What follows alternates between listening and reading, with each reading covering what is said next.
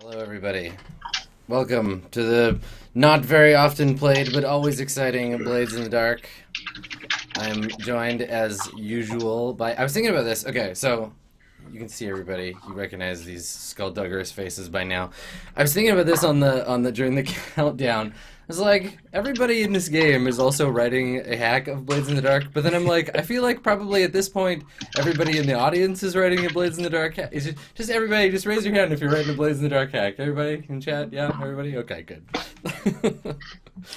So yes, I am joined, of course, by Strash as Weird Boy Oscar Skurlock, Sean as my arch nemesis RC Keel. Sean, I have in my notes, I was looking back through, I was like, what happened last episode? The only note I could find was, Cantor Haggie's the best, RC sucks. That's an awesome note. Yeah, That's it. They actually got along last session, but I'm sure by this time Cantor has forgotten. I will never forgive you for talking shit about me in front of the gang. That scene. That's it. Yeah. That's all it is. And then it's gonna be our downfall. Our hopefully benevolent GM, John, who I would like to remind, I did not kill your characters in Old School Adventures. That was the other players. They did it, not me. So, right, yeah. So we're clear. Sure, yeah. It was their orcs. Yeah. Hey, man, friendly fire. I've got the VODs to prove it. Weren't we just talking about how the gang transcends the gang members? You know, Cantor dying, that's no big. I beg to differ, my friend. I beg to differ. So what are we doing today? Somebody remind me. I'm terrible. My memory is garbage. 2 sessions ago, what happened? We had a Besides you spending all our money, Strash. I remember that. Okay. As a point of note, we're about to make some because of that. As a matter of fact, we're about to make more than we probably should. 2 sessions ago, we had a vicious fight with the Red Sashes. Last session was mostly downtime. We spent some time healing, and then a ton of money got spent. I believe that the infamous Cantor started a long-term project. I love your passive voice on that. Some money was spent. Money was spent. Yeah. I will point out that 1 coin was given to you for you to buy a super extra mega fancy coat, which then became an asset that lets you pose as a tier 2 person. Yeah. Right? Yes. Also, I don't believe in giving people tiers like that, Strash. That's not very nice. I was always at least a tier 2 person on the inside. Now Cantor looks the part. There you go. Like they say, dress for the tier you are, not the tier. Or no, the tier you want to be. That's right. Yeah, I'm aspirational. That's how that goes. Yeah. Unfortunately, a bunch of our downtime actions got spent healing. But I know that Cantor began his wooing of his lady love captain. That's right. Cantor's project. all about the woo. I believe his exact words were, "I want to get what's her name to marry me." That is correct. I love her. And you're not gonna have children. Sorry, Captain. What's her name? Captain Linnea. She has a rank. Captain. What's her name? Yeah, I got one tiny slice of that exclusive relationship pie, so I need to work on that. Yeah. Hey, maybe she'll be there. In terms of hello, Cat. But in terms of plot. We actually acquired assets. We acquired some super extra fine tattoo design patterns from calligraphers.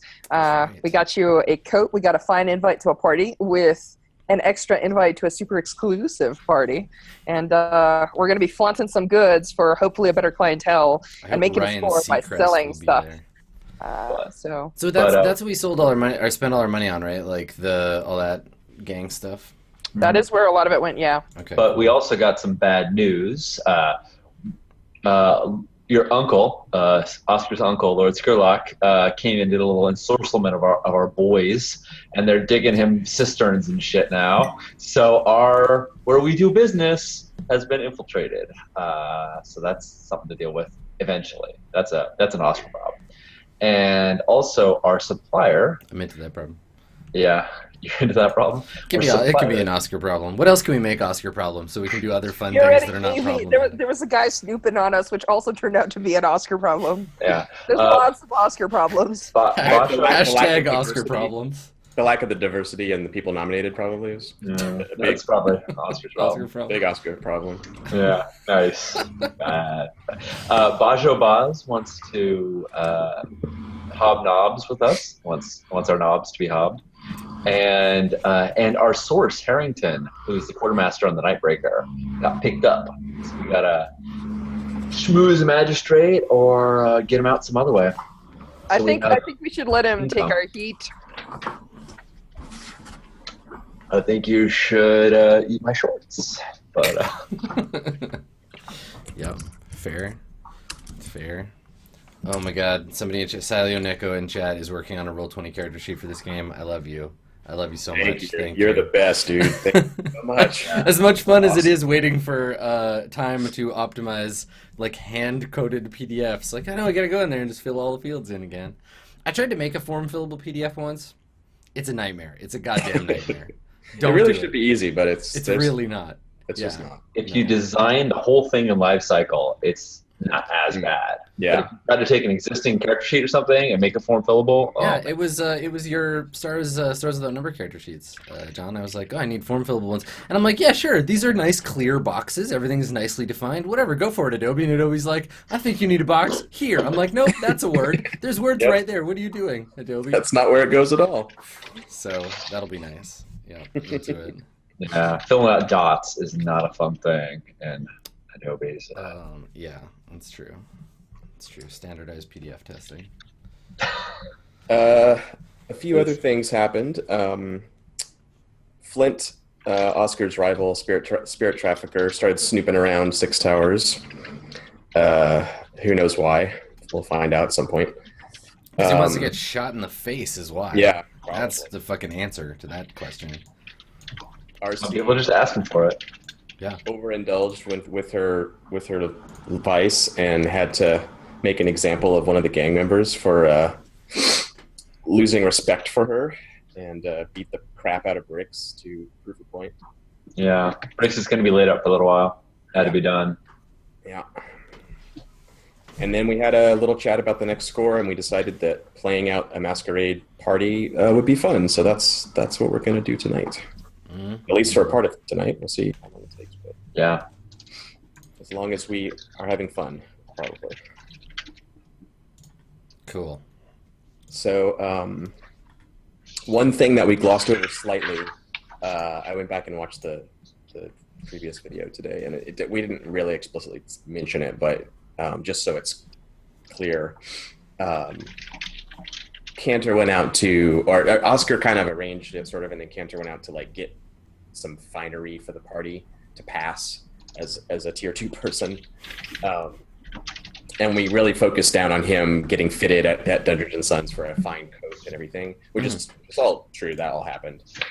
But because it's Cantor's obsession, we kind of forgot that the other part of that, getting the finery, getting the stuff to fool people, is that, you know, it's a fancy masquerade ball. So, like, you're going to have a nice, you know, mask if you want that kind of thing. And, you know, RC can get something to wear, too. And, like, it was feeding into Cantor's vice, so we really focused on the coat, but you have what you need to go to the party. It's not like it's just Cantor and you guys are like wearing rags or something. I mean, I think you're wearing. You look like garbage, both of you. Yeah. You wouldn't know a fashion if it stabbed you in the face several times, but we'll pass. It's fine. The plebs can't tell the difference. Yeah, their coats only have like 2 collars or 3 at the most. Yeah, nested collars. It's the big thing now. Yeah. Layers of them. I remember that actually. That was a thing. You were counting tiers by colors, right? I am unfolding like a beautiful rose. Yep, fashion. It's complicated. Yeah, it's who knows what's going to be hot next. Maybe you can set the trend. Yeah, totally. Carrying large weapons at parties is going to be the new trend. That'll be Yeah. bristling with firearms. Speaking of carrying large weapons, you know, there's this rule that we haven't been paying that much attention to. I've been tracking what our inventory is, but since we're going to be going to this masquerade party, It's going to matter tonight. yeah. Do you want to know what we're lugging and how we're concealing it? Yeah, what's the concealment rating So- on my guns? How much Yeah. perception do they need to roll to detect them? Exactly. How does that work? Yeah. So, yeah, the way it works normally is after you tell me what your plan is, I ask you to choose your load, which is to say you choose whether you're going to be lightly loaded, normally loaded, or heavy loaded. And that in turn determines how quick you are and also your outward appearance. So if you choose light, you just look like a normal citizen of Duskwall. If you choose normal, you look like some sort of operative. You are clearly armed, and you're potentially up to no good. Or are you just like a normal kind of underworld type? If you choose heavy, then you're like kitted out, in your stuff. Like you look like a commando or something. So if you Ironically, going commando though reduces your load. It actually- so it's weird how these things balance out. Yeah, I don't know how that works. They cancel each other out, I guess. So by default, if you choose light as your load, you don't have to say ahead of time what exact things you're carrying. It's kind of like Adventure Gear in Dungeon World, where you are like, oh, I have 4 slots, or I have 6 slots, or whatever, and you can say what they are later. However, there are exceptions to that rule, which may happen tonight, and it's something you guys would know about, where it's possible to expect some security pat down or something like that. Since you're passing for nobility, you're probably not going to be actually physically searched. Sure, but this would be one of those cases where, like, later, if we needed a gun, we could do like a flashback thing to be like, yeah, I snuck in here earlier and taped one under the table. Exactly. Yes. Fuck yes. So Love normally that shit. Normally just get to check your box and go like, oh, actually I did bring my pistol. But if it's something you would have had to sneak in, then we will do a flashback, and you can say how you hit it in the potted plant or whatever. That's totally fine. Yeah. So what do you envision demolition tools looking like, John? I Out of curiosity. tell you. Oh, they're in that. They're in there now. I don't even have to ask. They are. I don't remember right now what page they're in there. No worries. I forgot. Here we go. I just found them. Demolition tools: a sledgehammer and iron spikes, a heavy drill, and a crowbar. Yeah. All right. Just the kind of shit you casually bring to a party. Inconspicuous shit. Yeah, it's the kinds of things that fit inside an acoustic guitar. No problem. Yeah, it's pretty standard stuff. Really. So I'm going to assume you're all choosing light loadout, unless someone wants to go higher and explain why that's possible. So the stuff for the items, some of them are in bold, some of them are italicized, and some of them are just regular type of a font. Right. So italicized things don't count towards your load. Yep. So you can just assume to always have those if you want. Mm-hmm. And unless, again, if you're being actually searched, they might fall. Sure. Bold things are usually fine or better quality. They're like a nicer version of something. And then some things have 2 little connected boxes, and that means they take up more space. Sure. Cool. So we'll just assume light for everyone. And flashback if we need the flashback to RC having a sledgehammer under the table. Yeah, I could have a fine trained hunting pet with me. It just makes me look extra baller. Your falcon. Yeah, this is my panther, Kanye. Don't look directly at him. That is the greatest name for a panther of all time. Thank you. I thought so. It's a Ruvian. Just call it here, guys. Good game, everybody. Yeah, we get all the XPs. We're tier 5. We peaked really way too early. Yeah, I don't know what to say. I keep forgetting to say this. Tonight I am using, or maybe using, my friend Andrew Shields has made this cool thing, the Blades in the Dark Duskwall Heist deck, which is available on the Game Crafter right now, and also on Drive-Thru RPG. There's a digital-only version if you don't want to get the cards, although I highly recommend the cards. It's 90 cards, and they're like, one set is awesome NPCs on one side, and the other side is like cool treasures and stuff.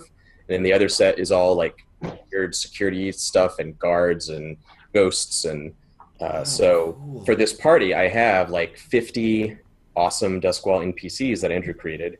And I already know a bunch of people that are going to be there. But if you just meet a random person at this party, I can like pull off a card and they're all vampires. It's the pile of vampires, isn't it? You're using the vampire deck. Yeah, it's full. It's all the blue colored cards. Yeah, all the way down. Vampire. Put the links in chat to. Yeah, that's really cool. They're super cool. It's kind of funny to have like a supplement out before the game's officially released, but who cares? Who cares? Fuck it. It's really cool stuff. So that's pretty cool.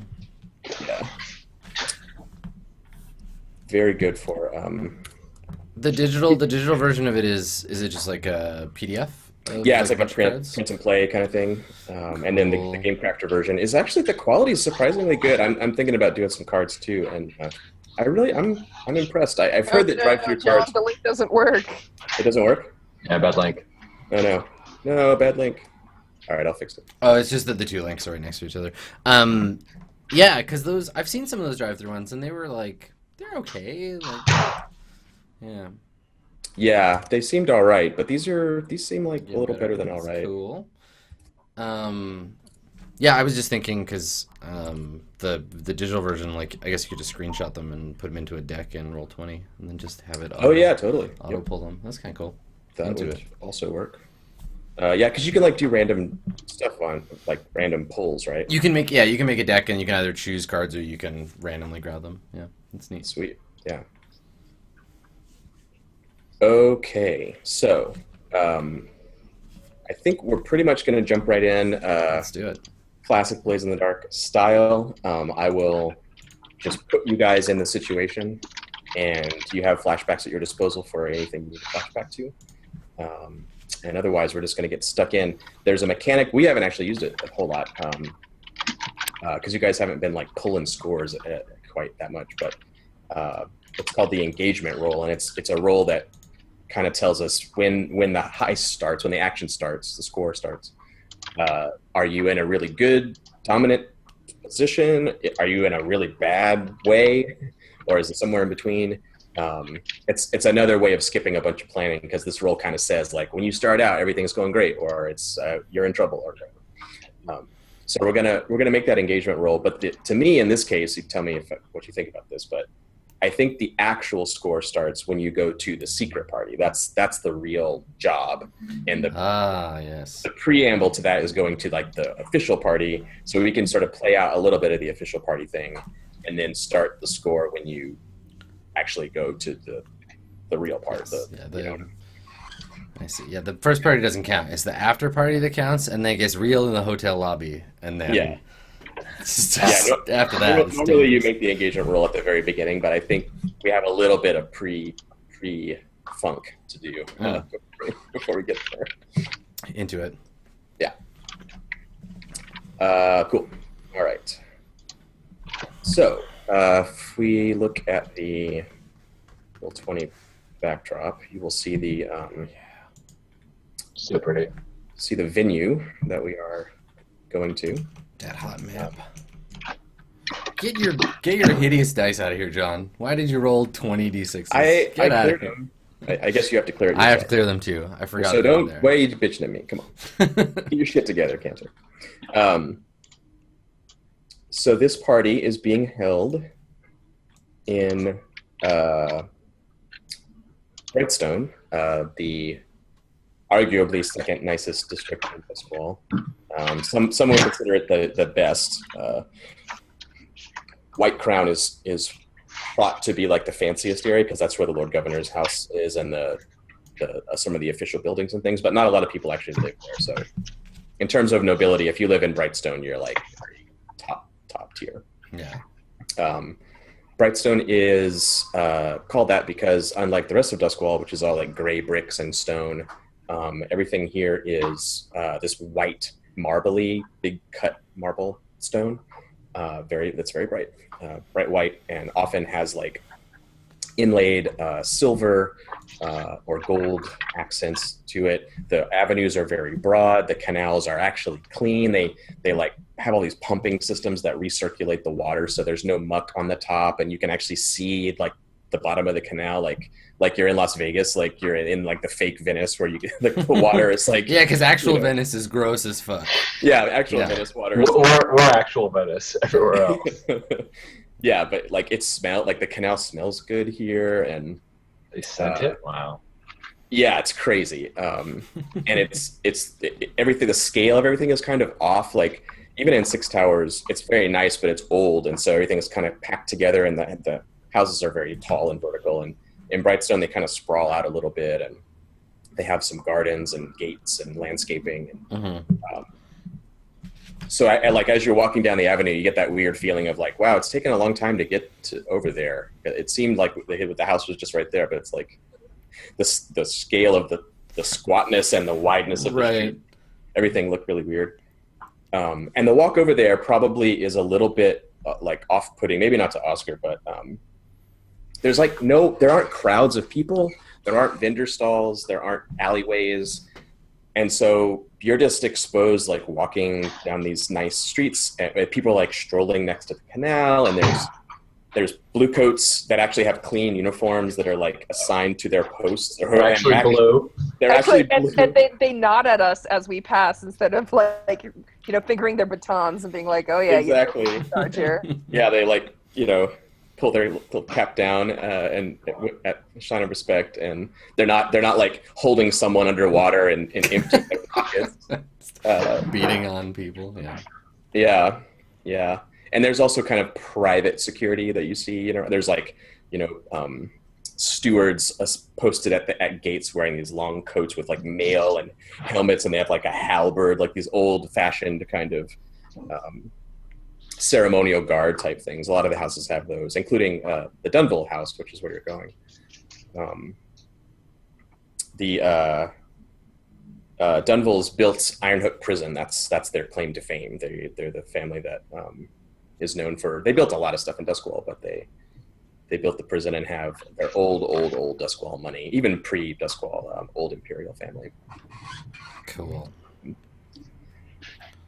And you're going on the. It's a festival day. None of you have probably celebrated this. Even maybe RC didn't back in her days as a noble, briefly. It's called Arkenvorn. It's a pretty popular holiday among the wealthy. Oscar's heard of it. I don't know. What do you think, Strauss? Have you been to an Arkenvorn party before, or is this your first? This is the celebration of the creation of the Spirit Wardens. Yeah. I think I was probably curious one year. So you have been to one? Just one. When you were you were a kid or something, like yes. Kind of like peeking over the railing, like at the adults having a party or something like that. Okay, cool. Pretty much. All right. It celebrates the creation of the Spirit Wardens. It's mainly a church thing. The Church of the Ecstasy of the Flesh is the state religion, and the Spirit Wardens are most responsible for like destroying ghosts and cleansing vengeful spirits. Who doesn't like a little flesh ecstasy now and then?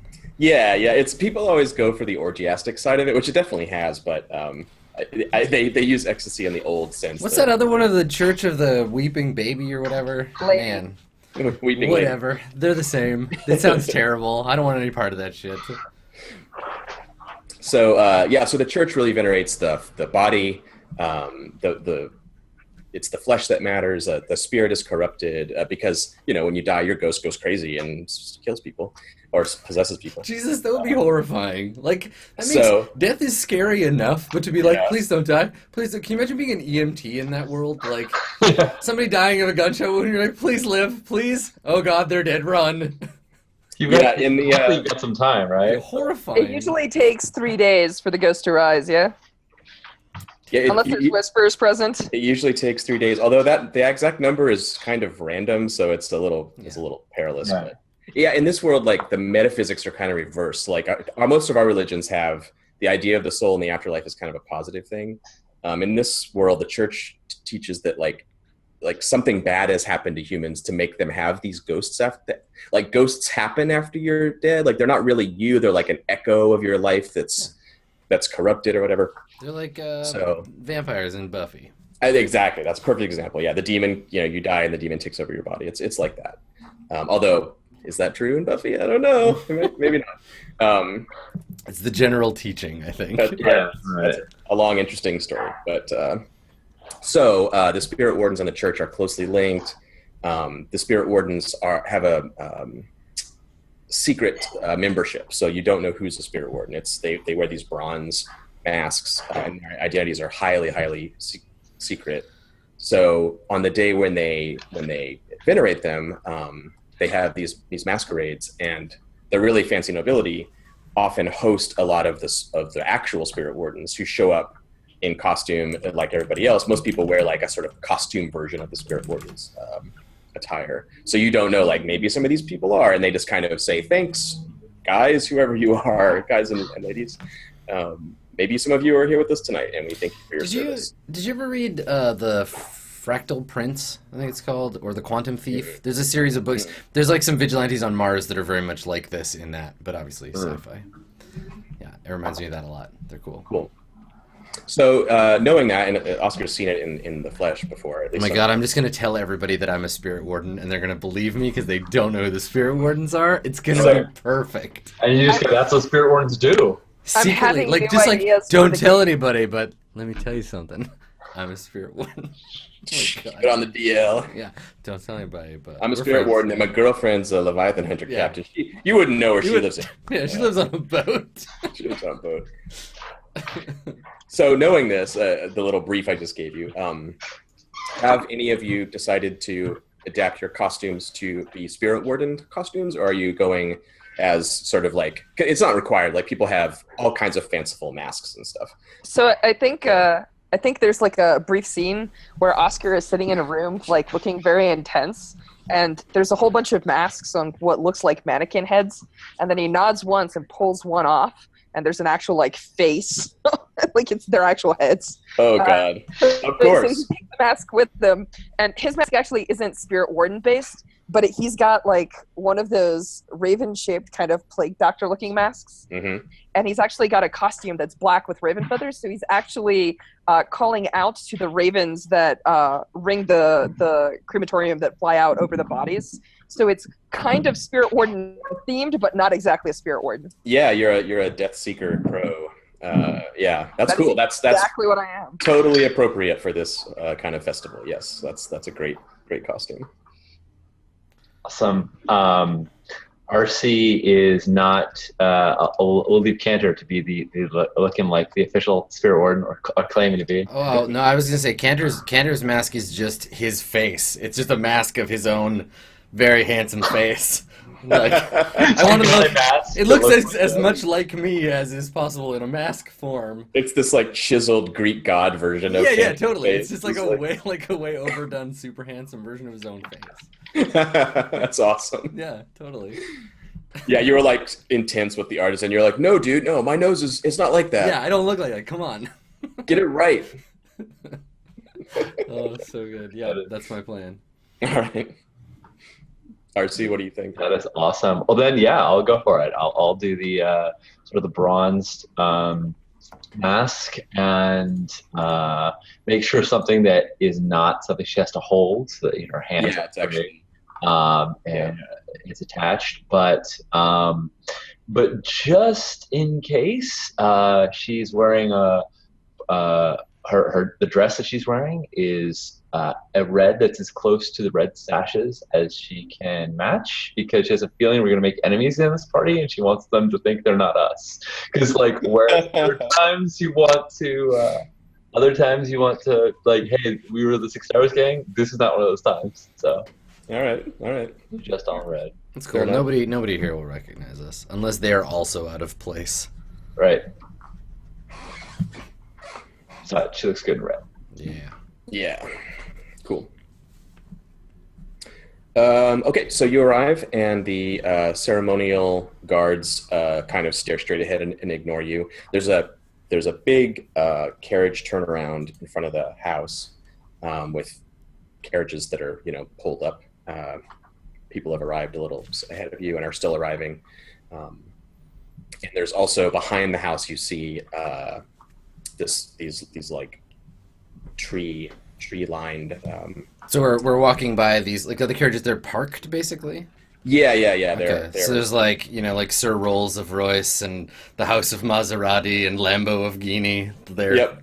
nice. So I guess there. that's the thing, is like, are these? Is it obviously like a real? How fancy are we talking? Are we talking like real like fan- hyper insane, like Dubai rich, or are we talking like Hollywood rich, or like the top cream of the crop of the city that would go out in public to other people's events, because the real powerful people are having their own, like Dunville is making everyone come to his manor, so everyone who actually shows up is like below his tier. course, So yeah. everyone that's at his tier is having their own thing. Sure. But just below that, it would be like Yeah, I guess like Hollywood celebrity and not like Oil baron. yeah, not oil baron. Yeah. Okay, Yeah. gotcha. We're not in the Imperial City. Right. Although it's funny because there a lot of the money, a lot of the like richest people are in Duskwall because they run the Leviathan Hunters, and that's where a lot of the money comes from. So, and a lot of those people do live in Imperial City too. But yeah, this is the nicest place you've ever been by a huge factor, Cantor. Even URC. Wicked. You went to Lord Keel's events, and they were not this nice. They were great, but not Right. and it's massive. There's huge double doors that are open. You get that tingle as underworld types. You just know like you're being observed in a very polite way that ordinary people wouldn't notice, but people are watching you. There's probably like some kind of security happening that isn't immediately apparent. Like even though you don't see anything, you just know like your skin is itching a little bit. Like I think I had like a sort of second set of clamminess. There's that I'm a scoundrel being watched, and there's also that this is a life I tried to live once and it went really poorly. And so I just, even if I wasn't up to something, I would feel like I was up to something here. Like it feels more fake than just pretending to be. Yeah. Not doing a heist. In fact, RC, why don't you roll survey for me? Sure. Not so terrible at survey. It's a dominant position. You're not risking anything right now. You're passing. You walk up and there's a little tiny hint. Like one of the guys with the halberds, like actually kind of looks at you as you go by because no one else is just walking up to the party. Yeah, we're Tom Cruise in fucking Eyes Wide Shut. We took a cab. Yeah. It's a little strange, but it's like Sure. you're Fidelio. You have your invitation. Oh yeah, I forgot to describe the invitation. It's actually this silver chain and this like amulet that were cast as gifts to the party goers. So Adam, you're wearing that. You're wearing this like big like engraved silver amulet. Yeah, what up? Yeah. So they see that and they don't say a word to you, but it's a little weird. And so you have a chance to walk past a bunch of the carriages that are parked up. There. And I just want to see if anything kind of jumps out at you. You have some experience in this world, so let's Sure. let's see. Yeah, RC's dress is sleeveless, and she has some scars on her shoulders and her arms, but it's dark out, and they're old and they've healed, and they're not, the color of the scars is not that much different than the color of her skin, but she on close inspection might not quite look right. So, Sleeveless dress? I thought we weren't bringing guns to this party, RC. hide them where I could in plain sight. All right, so a dominant survey is what you're doing. And I got Jack. Got a 2? Yeah, and a 2. Okay. So you can decide. You see the crests on the carriages, and they pass by. And as you're about to go through the front door, something in the back of your mind says, "Wait, was that That seemed familiar. What was that?" Yeah. If you want to just let it go and walk in and like not draw any attention to yourself, you can do that. Or if you want, you can like turn around like, nope, not yet, and go back and actually like look at the carriage and see what it was. Sure. You want to do that? Yeah, I'm going to say... Always a subtle move, the party horseshoe. They're like, hey, a party, never mind, be right back. Yeah. Right. I'm going to... I think that'll require some risky finesse on your part. Or you can just be like, fuck it, I just do it. I don't care what they think. But if you want to be smooth about it, you can try a risky finesse roll to make it seem natural. Yeah. Right. And then when you flub this roll, it's like you walk up and then just moonwalk away. Yeah, a risky finesse roll is a risky thing indeed for RC to do.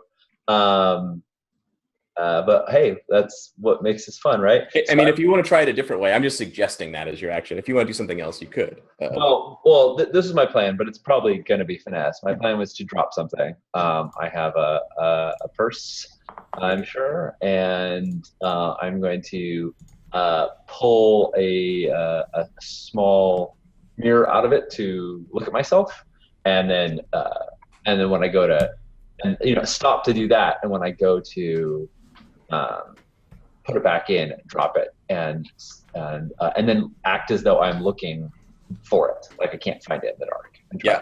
Nice. That's totally finesse there. You're just being smooth and being natural action in the world. Very, very smooth here. I'm being so smooth. Let's not make any declarative statements. This is a role-playing game, after all. All right. There you go. Look at that. No, that's a 1. Oh, you don't have finesse. Right. Welcome to the bad part. Okay, things go badly. What am I gonna do? Suffer harm, complication occurs, independent desperate position, loses opportunity for action. Okay, so I'm gonna go with the last one there, because the risk here is pretty slight. You do what you do and try to play it off, and you're most of the way through it, and you see out of the corner of your eye there's a couple of guards that are hanging out, and coachmen. They're like waiting for the party to be over, like sitting on coaches, and then there's like a guard leaning up against one of the carriages smoking a cigarette. I guess it's a coach, properly, not a carriage. But I feel like that's like the first move you have to learn as a guard or a teamster or whatever. They'll lean and smoke. Like it's a classic. Like day one. You don't even get hired if you can't lean and smoke. Right. See you lean. All right, can you smoke while you lean? All right. Yeah, No. come on. All right, get out of here. Give me a break. Go back to guard school. There's that Simpsons episode where Homer compares different. Have you ever tried one of these? And he like does the the two with the teamsters. Exactly. It's crucial. So just as you're doing this, you see out of the corner of your eye this guy like is walking towards you. Yeah. And is like smiling, and he looks like the people that you normally deal with. Like he's got a big scar down his face, and he's missing a tooth, and he's wearing this like stiff white collar and a bow tie that barely fits. Yeah. He's got bulges under his waistcoat, Yeah. But he walks up and he's like, let me give you a hand there, ma'am. And he sort of like takes you by the elbow to like lead you back away from the carriage. His little danger sense is going off. Like maybe you're trouble. He doesn't know. So he's just gonna like lead you away. So the opportunity to be smooth here slips you by. If you want to try something else to like investigate the it's all good. the carriages, you can, but otherwise you get rebuffed. Okay, cool. Okay, cool. I'm not gonna cause trouble this early on in the. And that's all that happens. So like, what really happens is like the three of you get up there. RC kind of takes a moment, and then when you look back, you see this guy kind of like moving up with her, and you're kind of brushing him off, maybe RC, or do you let him kind of take you all the way up to the door? No, I'll totally since neither of the other people I walked with were willing to escort me, like a proper lady. Nice. Cool. Okay. So you get there just in time, and the steward or the major domo of the Dunville house, he's really good. Like he steps up to announce you, and there's this little delay, and while that happens, he like adjusts his invitation sheet and his monocle, and takes a moment and just pulls his collar straight right when you get back as a group and are stepping through, like nothing has happened. It's totally him just yes, perfect. And so Oscar, what's your title? What's your not your title, I guess, but like you're a noble. You're the only like real noble in the group here. So the invitation is probably in your name somehow, or it's like Cantor is like your guy, or I don't know how that worked out, but sounds good. So I think we'll go with actually that. So one of the things that I'm guessing, so I'm just going to run with this for now, unless you tell me otherwise. Do you know laws of succession or peerage? Because I'm going to assume British otherwise. Yeah, I'm basically going with British. I'm trying not to nail that down too much. I think in Blades, people can handle it how they want. I think that's fine. So I think what happened is like the Lord Skurlock, who's like the rank 3 vampire, he pretty much, when he was transitioning to vampire and all that scandal happened, it wasn't too recent, right? Like that was a while ago. Yeah. It was so long ago that people don't talk about it because he should have died like many centuries ago. Exactly. So I think that the title passed on to the family. Like he doesn't have claim to the lands. So technically, my father and mother probably would have held the title. Yeah. And I think my father is dead, and my mother is either living in the apartment that we have in Imperial City, the way that nobility have like houses in London, in England for like the winter season or whatever. Yeah. Or maybe she's even in an asylum. But Oscar grew up. Yeah. Yeah, that's cool. I like that. So Oscar grew up sort of in a house with some.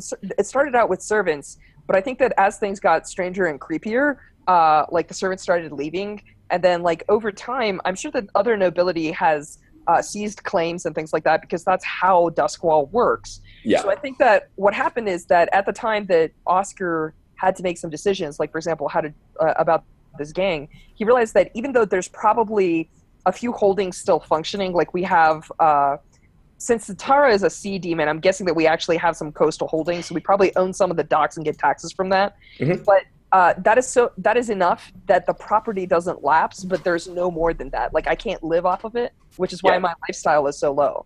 Yeah. So I think what happens is I actually contain the title. Like if you actually look at the titular holdings, I would be Lord Skurlock because it would be my father, and I would have been Master Skurlock until I assumed the title. My mother can't hold it, although she would technically have lady, so I would be Lord Skurlock. My uncle's called that only because he's retaining it from customary rights from before. But let's say that she is in an asylum. I think in the Imperium, I think the male-female distinction doesn't hold. So she could have had it, but she doesn't currently for some reason. Like maybe she's gone around the bend or something. Indisposed. Or she's indisposed. We don't know. We don't know what's happening. Don't worry, Oscar. We remember your venerable house, opulent and imperial. That's right. You can see the signs of it, how it used to be. I think I'm peerage, but I don't think I'm royalty. Like I'm not directly related to the emperor, right? Correct. Yeah. Okay, and no one is really. That part of it is confusing, but yes, Lord Skurlock, I think, is what they would call you. So I guess, do we want to say that you're escorted by? Are you going by your real names? It's Lord Skurlock and escorts Canterhaig, or is it just Lord Skurlock and escorts? Or I think it's going to be Lord Skurlock and thugs, and etc. I think and escort is probably fine for now. I'll let you guys pick out names. But I mean, it could be vague. That would be fine. I'm going to put a pin in this, but we should talk about public personas and the bank at some point. But that's when we talk business, probably in downtime. So. Right. Yes, and I think there's been a little precedent for it where Oscar's been doing all his crime in a weird cape and hood and mask. So like stepping out here without you're still wearing a mask, but the Oscar Skurlock persona, I think, has not been connected to the crime at this point. So, that's good. Although you do know that like Lord Skurlock is a thing, and so the Major Domo checks the list twice. You see him do it. It's really subtle because he's very good at this. He's young. He's probably like 20, but he's just super polished and. He does a little double take and then announces Lord Skurlock, and like everyone in earshot like turns and looks. Does anybody like cross themselves or like fucking give the basically. evil eye? Make the sign against Like, the evil eye. Lord Satan and friends. Yeah, someone's monocle drops into their champagne. Blink. Oh my. I never. Well, I would say they would be like, "Oh, it's not that Skurlock," but they don't know because you're in. Well, you're not like 7 feet tall, so that's the first giveaway. But Right. But yeah, people do kind of stop and they're interested. So you have this moment, Cantor, where you're in your like baddest outfit of all time with a mask of your own face, and like the creme de la creme of Duskwall's richest people, and look at their outfits, dude. Like you don't want to talk about aspirational. Look what these people are wearing. That is something to aim for. They look awesome. Their costumes are awesome. Their clothes are amazing. They have these awesome boots, and their shoes are clean. Like it's crazy.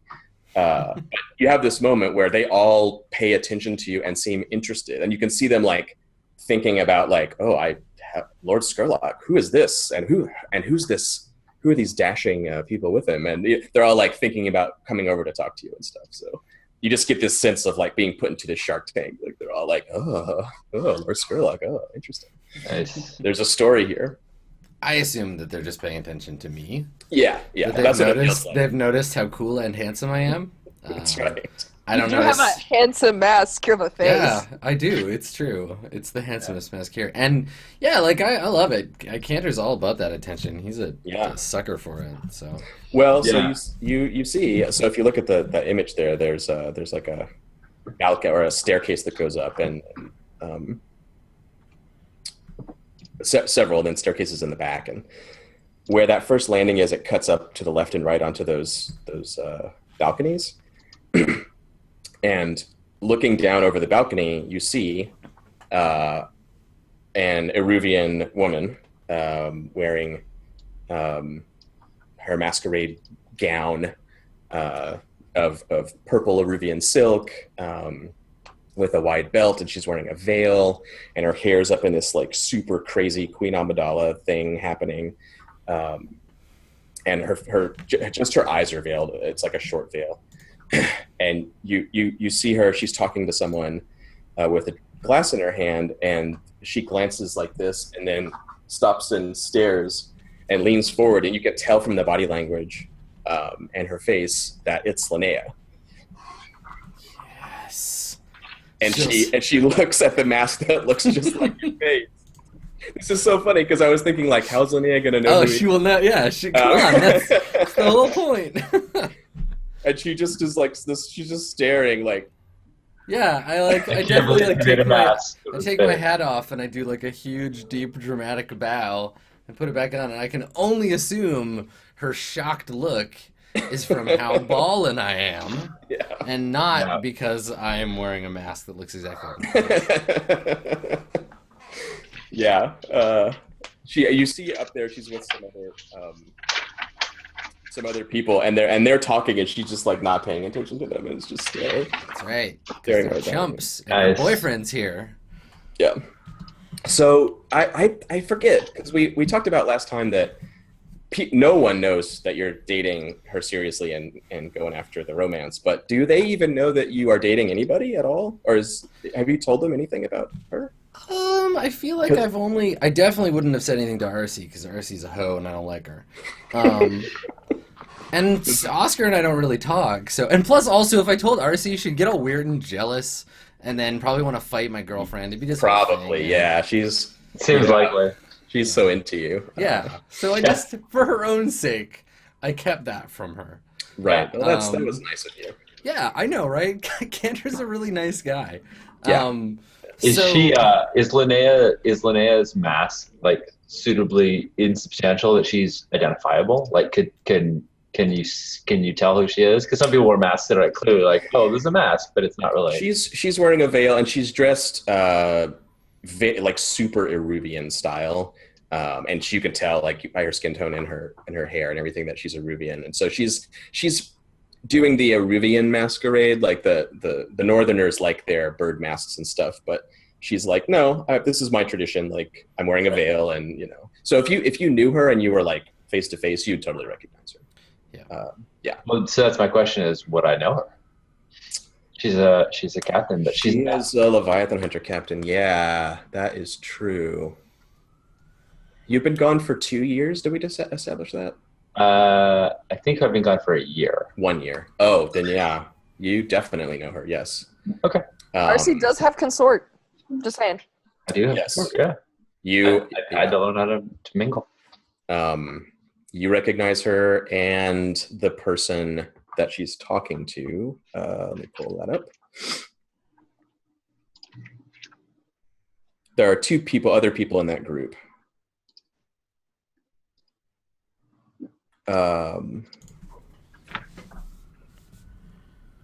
One of them is Captain Dunville, the son of Lord Dunville, whose home this is. He has like like an opera glasses style mask, like a mask with on a little stick. God, that would be so domino tedious. mask. And he's the son of the host, so he's not masked, so like people can know that it's him because it's his party, kind of. Right. So he's sort of gesturing with the mask and talking, and he's about Arcee's age. He's very, dashing, athletic-looking Acarosian, sort of olive skin, black hair, long in a ponytail with a big beard. But he has the little creases and the salt-worn face of a Leviathan captain. And he's the one talking to Linnea while she ignores him. And then just beyond that is someone in a wheelchair that you can't really see super well because of the balcony. Yeah. But they're in very, very old-fashioned sort of tuxedo kind of suit that looks really out of date, like 20 years out of date, and with plain sort of harlequin mask. And they have an attendant behind them. They're like steward who's pushing the chair, and they're lolled forward in the chair. And it's just, you get a weird vibe from that figure, RC. Okay. You can't really make out who it is, but it just puts a chill up your spine. A weird vibe, like I should know this person. We might be connected. I may have met them before. Or a weird vibe, like somebody should roll a tune. Because those are both weird vibes. Both of those are true. Yeah. So not realizing the cantor is recognizing this person, not realizing any connection to cantor, or Steve will just like gesture in their direction and say that those are Leviathan hunter captains, and so we should stay clear. So you like explain to Cantor. You're like those are Leviathan. So when you say those are Leviathan hunter captains, I'm like, yeah, no shit. So we should stay clear. No. I'm like, I'm not even looking at you. I'm like, I'm gonna be right back, and just like gesturing, and you're like kind of at you. Be like, I have to go, and I'm heading that way. You're going up the stairs, yeah, totally. And so it's like the most direct, obvious route, yeah, because right it's through the middle that of the main room. staircase, yeah. and a few people like approach, and the cues are different in high society that someone wants to talk to you. Like no one like grabs you by the lapels and throws you on the ground or anything. Right. So several people like do the thing where they're going, and you like go right past them, and that happens. Or they get an up nod, or like, yeah, what? Yeah. Like, hey, yeah, I see you. Like 3 times on the way to the stairs. Can you roll consort, Adam? Let's just see. Dare I do such a thing? All right. This is a dominant position, so this is less about what you're doing on purpose and more of just. I have that. I can roll it. I could see finesse up here too if you would rather do finesse. Either one. This is just what happens in Cantor's wake, like Sure. without trying. Because really, what I feel like it could go either way, right? It could be like, who's that boorish man, or it could be like, ooh, what a mysterious boor. How interesting. Yeah, exactly. Gauche. I love it. Yeah. All right. Cool. You got a devil's bargain for me? Mm-hmm. Because I love those. I do love the devil. Yeah. It's a good one. The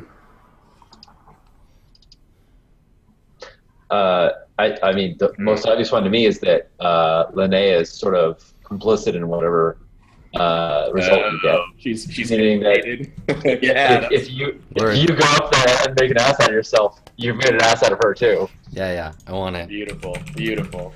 That's awesome. Okay, I'm doing it. So I get 2 dice. Sean Nittner knows how to bargain. Yes. My role-playing skills. Boom! Like the die is cocked. I'm all over Dude, it. come on, you only need 1 die. Don't be so greedy. Using up all the good rolls. Yeah. Nice. Dominant 6. So yeah, you guys watched it happen. You watched Cantor just rebuff everyone on the way up the stairs. and you see the backs of their heads as they're like, oh my, and then they all turn back to their conversations, and it's all like, I love how suddenly the party is full of C-3PO. Yeah. Yeah. Oscar can hear RC's teeth grinding behind her mask. Cool. Nice. So yeah, you get up there, and there are like 12 new people that can't wait to get to the bottom of this mysterious stranger. So yeah, let's cut into your getting into that conversation, because I want to see how you enter. But just before that, what are the two of you doing? There's it's clear Oscar, and actually both of you know this, unlike Cantor. This is there's a formal beginning to these types of things. It's not just show up and mingle. Like, something's going to happen, the host is going to do a thing, and then the party starts and you kind of mingle around. So right now people are sort of waiting in their groups that they came with, and getting served a drink. There's no food out yet or anything. Yeah. And then someone's going to ring a gong or something, and then an event will occur. I'm going to suggest that we find an appropriate place for the introductory. Like, everyone's going to be standing around in their milling groups, and I think like where you're standing, proximity is important. I assume that, like, in this picture, that landing or the balcony or something is where an announcement's going to be made. So I'm going to gesture to Oscar that we should find an appropriate place, but what I mean by appropriate place is a place we can survey. It's like away from there. Well, I'm thinking up on the balcony. I'm sure there's a lot of people up there as well. Maybe from the point of view of this painting, kind of. From the point of view of this painting would be ideal. Okay. And I would like to be able to get a better look at that gentleman in the wheelchair without messing up Cantor's vibe and just walking up, as he might be. Actually, Oscar nods and then says, let me take the lead. You watch. I got this covered. So he's actually gonna put his noble on, and there's a little bit of he has like fancy shoes that go with the costume. They're like the tops and like down to the toes are painted to look like crow's feet, but he actually has like a heel. Like, it's a very kind of, if you want to think about it, kind of like a Renaissance era, like high heel, but it's painted the same color as the floor so that it kind of blends in and it looks like he's walking on crow's feet. So he actually takes the time to like make the noises. He's like walking up the staircase, there's the click-a-clack. And as he'll approach, he'll gesture with his hands, and that's where like the feathers will actually like flow out a little bit like wings, but what he's doing mostly is keeping eyes on him so that RC can observe without people being like, wait, aren't you? So, that's what I'm doing. And, just, oh, pleased to meet your acquaintance, like, I don't believe we've met before, that sort of thing, like very... Yeah, totally. Sounds like we're doing a team action. I think so. Teamwork, yeah. Yeah. Sounds like you're setting me up to survey, I think. That is exactly what I'm trying to do here. I'm liking it. With some consorting. Yeah. Consort for the setup. That sounds perfect. Once again, you are enjoying a dominant position right now. Nothing about this is perilous for you at the moment. So, And RC, as much as she doesn't like it, has done this before. She's been to big fancy parties, not this fancy, but certainly fancy enough. So she's doing her best until we get in a position to blend in. All right, so I have one die for this, so I'm just gonna roll it and see what happens. Yeah, so what we can get fancy with the mechanics here if you want. No, then I'm good. If you just want to role play right through it, I'm okay with that too. Well, also like your RC's benefiting from the roll, so you can both roll consort and take the higher, sure. And then you'll take stress if you. That actually sounds good. So let's teamwork this. And that way, like, it'll apply to both of you, and we'll set up RC as well. So it'll be like cool. Double whammy. All right, you're leading it. Hey, good so far. Hey, even better. Ooh, nice teamwork and no stress. Yes, good job, team. We're actually like good at this social thing. Yeah. Well, you're a noble, and I've been married to one for a little while, so yeah. So you, it goes exactly the way you said. You'd say just the right pleasantry that doesn't break your stride and doesn't isn't rude, you know. So you can just go up the stairs at a nice pace and actually, oh yes, how do you do? Da-da-da-da-da. Straight up. And this position, this point of view of this painting here, is not, people don't really want to be there. Like the closer in, there's that hierarchy thing, right? Like you want, if you're closer to the action, you're kind of more important theoretically. So people don't jockey to fight you for this spot when you get back to your vantage point, without drawing any undue attention and saying some pleasantries along the way. Do you introduce yourself, Oscar, or do you just remain masked and like anonymous? I think that enough people noted who I was introduced as, Yeah. and my costume is distinctive enough that You're the only Death Seeker crow here. Yes. I think I'm not introducing myself to keep the masquerade, but I clearly know that they know who's talking to them.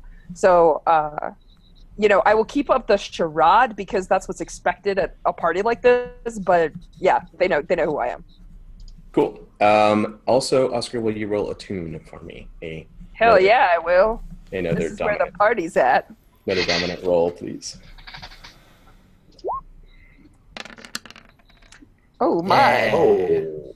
Just blowing it out of the water. I think Oscar, be creepy. Check. Yeah, done. Boom. Fucking So settled. you get into position, and your whole being like snaps over to the like far back. There's a set of staircases in the back of the room there. yeah. See, I'm just barely in the corner of the image. From the middle landing, there's like 1, 2, 3 landings up. There's a light burning up in the corner there, like the topmost light in the painting. On that landing is a very tall person in some sort of long, dark crimson coat and a hood and a tight mask on the face, stooped over to look 6'5", with their back to you, and standing next to him is a young woman,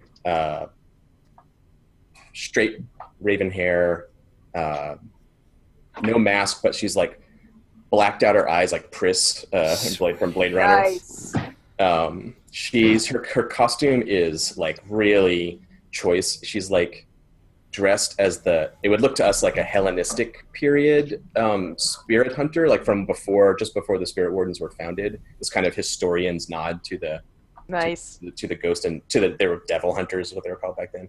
Devil in this setting, we've never talked about this. Devil is like the catch-all term for demons and ghosts and stuff. And so she kind of looks like Xena, sort of. She's wearing this like warrior outfit, and she has a costume, sword, and it's Satara. Holy shit! Yeah, Like in the flesh. yeah, it's her. She's I'm morbidly curious. Is the red clothed figure next to her giving up any Skurlock vibes? Oh, Yeah. it's totally Skurlock. Come Yeah, on. he Stooping really- over to be 6'5"? Yeah. no one. It's going to be a hilarious party, and I'm curious what name he's going under. No one's up on the landing with them, and no one's paying any attention to them at all. It's like they're not there. But when you step over and look, you got a crit. So like she doesn't notice you. Nice. But you can see, and because you're connected to her, and because of this relationship, you don't quite see through the illusion perfectly, but you can see that it's her. Like with up close and doing something a little magical, you might be able to like see her real form, but that this is a glamour that she's put on. Nice. But you would expect her, like, and this is what I was about to say, is that she was always already watching you, but you critted, and like you've flown under the radar right now, and she doesn't know you're there. All right. Yeah. This is both a little scary because right now we have dominant position, but it might also be an opportunity to talk to Lord Skurlock and be like, "Why are you building pools in our basement?" So, we'll see. Right. Yeah. All right. Yeah. I assume Arcee doesn't notice this at all. She has no No. attention. I think When you follow Oscar's gaze, you don't see anybody. There's nobody over there. Yeah. I think Oscar will find a moment when we're being served a drink and just having a moment between us, where he'll actually bring that up to you. You're gonna say what you saw. Yes, and like I'm drinking carefully, like just like a sip under the mask, but I'm like turning away from them and like just I'll mention it. You glance back, Sean and RC. Like you can see there's one figure, like someone kind of hunched there. They look like a servant or something, maybe. Maybe they're just like waiting to open a door or something like that. But it doesn't look terribly interesting to you. Like there's no. Like, even when Oscar says like that's Lord Skurlock, do you say it's Ansatara the demon? Do you say that? No. Oh, okay. No, because speaking her name would definitely break the. Yeah, she would notice. But you try to convey the situation to what I will tell RC is that he came armed, and I say it in that like I'm looking for an appropriate word, but to Oscar that means some sort of magical way. I would say, Sean, unless you want RC to like because of Oscar's leverage here, you can roll to resist the illusion if you want. No, it's fine. If you don't resist it, then what he's saying holds no interest to you whatsoever. Like it's like a super boring story that he's telling you that you don't care. Oh, okay. Then yes, it's a little risky. I don't want to resist it. I'd be resisting with resolve. Yeah. Well, you could resist with insight on this actually, if you wanted. Nah, you know what? It's the same no matter what. So I mean, I have I wouldn't plan to do anything there, but fuck it, let's do it. Oh boy! All right.